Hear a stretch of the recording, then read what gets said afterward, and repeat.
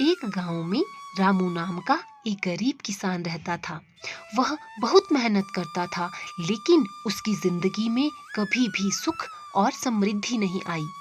उसका एक मित्र श्याम उसी गांव का रहने वाला था।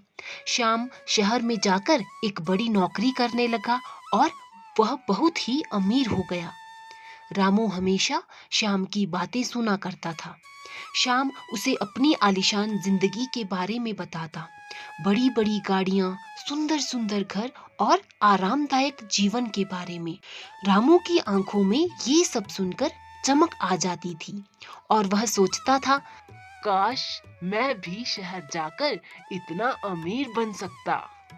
रामू ने एक दिन तय किया कि वह भी शहर जाकर अपनी किस्मत को आजमाएगा। उसने अपनी थोड़ी बहुत जमा पूंजी इकट्ठा की और शहर जाने का फैसला किया। गांव के लोग उसे रोकने की कोशिश करते रहे, लेकिन वह नहीं रुका।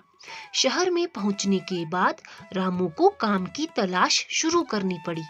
उसे जल्द ही समझ में आ गया कि शहर में काम मिलना आसान नहीं है। कई दिनों तक वह यहाँ-वहाँ भटकता रहा, पर काम नहीं मिला।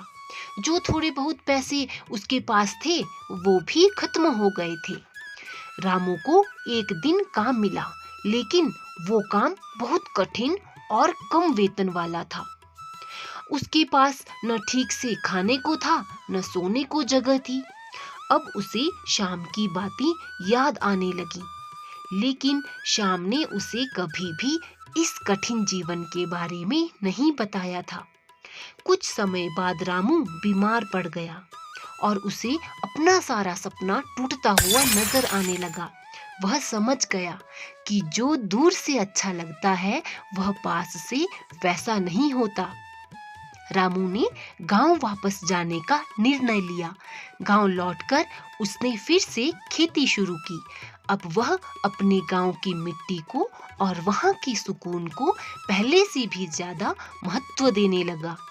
रामू ने अब ये समझ लिया था कि दूर के ढोल सुहावने होते हैं, लेकिन उनकी हकीकत कुछ और ही होती है। इस कहानी से ये शिक्षा मिलती है कि हम जो चीजें दूर से देखकर बहुत अच्छी समझते हैं, उनका सच अलग हो सकता है। हमें अपनी वास्तविकता को समझकर ही कदम उठाने चाहिए।